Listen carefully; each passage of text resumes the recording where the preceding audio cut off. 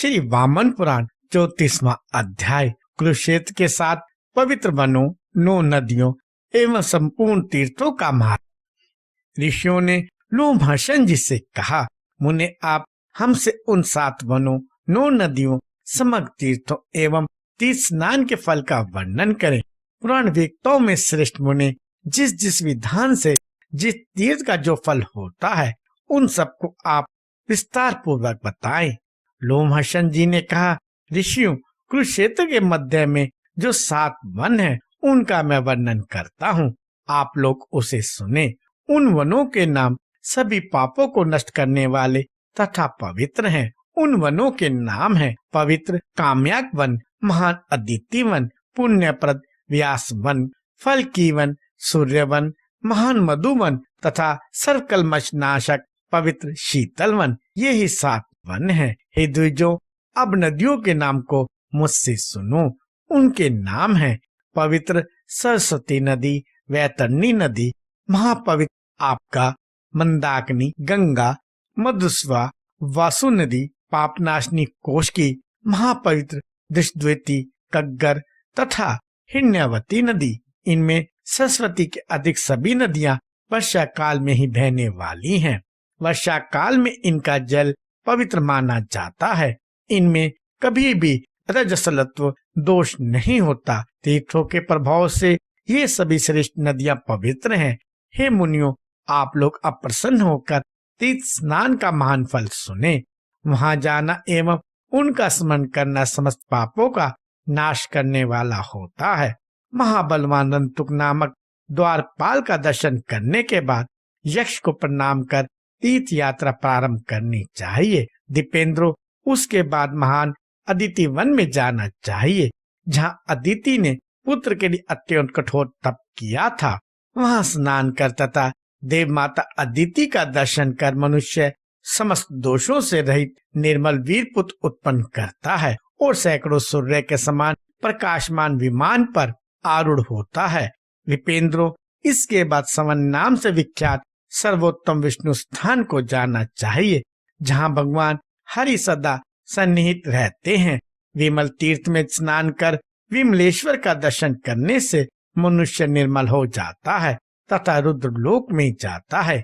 एक आसन पर स्थित कृष्ण और बलदेव का दर्शन करने से मनुष्य कली के दुष्कर्मों से उत्पन्न पापों से मुक्त हो जाता है। उसके पश्चात तीनों लोकों में विख्यात पारिपल नामक तीर्थ में जाएं।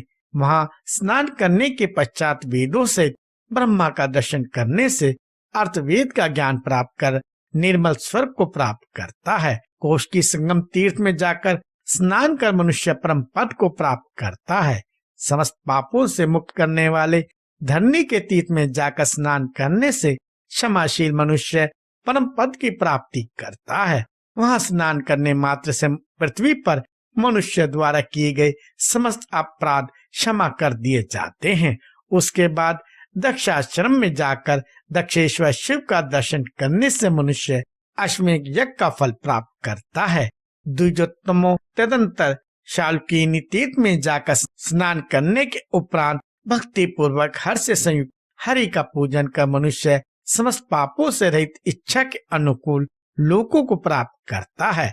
सर्पदधि नाम वाले नागों के उत्तम तीर्थ में जाकर स्नान करने से मनुष्य नाग भय से मुक्त हो जाता है। विप्रश्रेष्ठ, तदंतर अंतुक नामक द्वारपाल के पास जाएं। वहां एक रात्रि निवास करें तथा कल्याणकारी उस श्रेष्ठ तीर्थ में स्नान करने के बाद दूसरे दिन प्रयत्न पूर्वक निष्ठा के साथ मन लगाकर द्वारपाल का पूजन करें एवं ब्राह्मण को भोजन कराएं। फिर उन्हें प्रणाम कर इस प्रकार क्षमा प्रार्थना करें, हे यक्षेंद्र, तुम्हारी कृपा से मनुष्य पापों से मुक्त हो जाता है। मैं अपनी अभिष्ट सिद्धि को प्राप्त करूं, मेरी मनोकामना पूर्ण हो।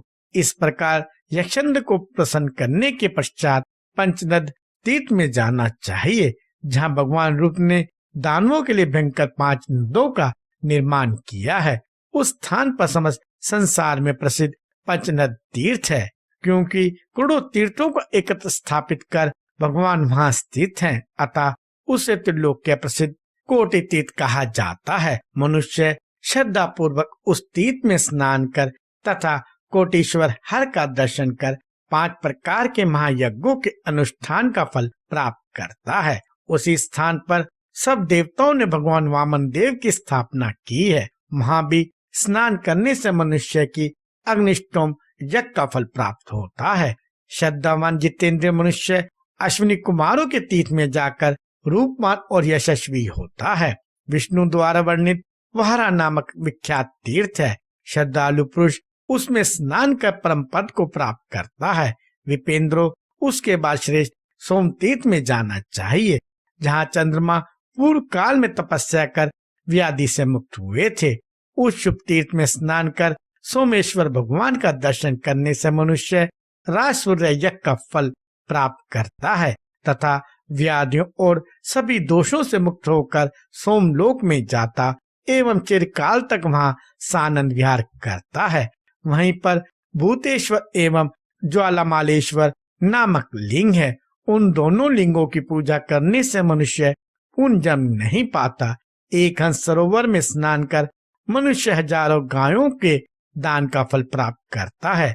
कृष्णोच नामक तीर्थ में जाकर मनोयोग पूर्वक तीर्थ की सेवा करने वाला द्विजोत्तम पुंडरिक यज्ञ विशेष के फल को प्राप्त करता है तथा उसकी शुद्धि हो जाती है, वह पवित्र हो जाता है। उसके बाद बुद्धिमान महादेव के मुंजवट नामक तीर्थ में एक रात्रि निवास करके मनुष्य गानपत्य गणनायक के पद को प्राप्त करता है। वहीं विश्व प्रसिद्ध महाग्राही यक्षिणी है। वहां जाकर स्नान करने के पश्चात यक्षिणी को प्रसन्न कर उपवास करने से महान पातकों का नाश होता है। पुण्य की वृद्धि करने वाले कुरुक्षेत्र के उस विख्यात द्वार की प्रदक्षिणा कर ब्राह्मणों को भोजन कराएं। फिर पुष्कर में जाकर पितृदेवों की अर्चना करें। उस तीर्थ का महात्मा जमदग्नि नंदन परशुराम ने निर्माण किया था। वहां जाकर मनुष्य सफल मनोरथ हो जाता है और राजा को अश्वमेध यज्ञ के फल की प्राप्ति होती है। कार्तिकी पूर्णिमा को जो मनुष्य वहां कन्या दान करेगा उसके ऊपर देवता प्रसन्न होकर उसे मनोवांछित फल देंगे। वहां कपिल नामक महायक्ष द्वारपाल के रूप में स्थित हैं, जो पापियों के मार्ग में विघ्न उपस्थित कर उनकी दुर्गति करते हैं, जिससे वे पाप चरण ना करें और धर्म की मर्यादा में स्थित रहें। उर्दूखल मेखला नामक उनकी महायशी पत्नी दुदुम्बी बजाकर वहां नित्य भ्रमण करती रहती है। उस यशी ने पाप वाले देश में उत्पन्न पुत्र के साथ एक रात्रि में स्त्री को देखने के बाद दुंदुभी बजाकर उससे कहा, युगंधर में दही खाकर तथा अच्युत स्थल में निवास करने के बाद भूताल्य में स्नान कर तुम पुत्र के साथ निवास करना चाहती हो। मैंने दिन में यह बात तुमसे कही है, रात्रि में मैं अवश्य तुमको खा जाऊंगी। उसकी यह बात सुनने के बाद यक्षिणी को प्रणाम कर उसने दीनवाणी में उससे कहा, हे भामिनी, मेरे ऊपर दया करो। फिर उस यक्षिणी ने उससे कृपा पूर्वक कहा, जब किसी समय सूर्य ग्रहण होगा उस समय सानिहत्य सरोवर में स्नान करके पवित्र होकर तुम स्वर्ग चली जाओगी। इस प्रकार श्री वामन पुराण में 34वां अध्याय समाप्त हुआ।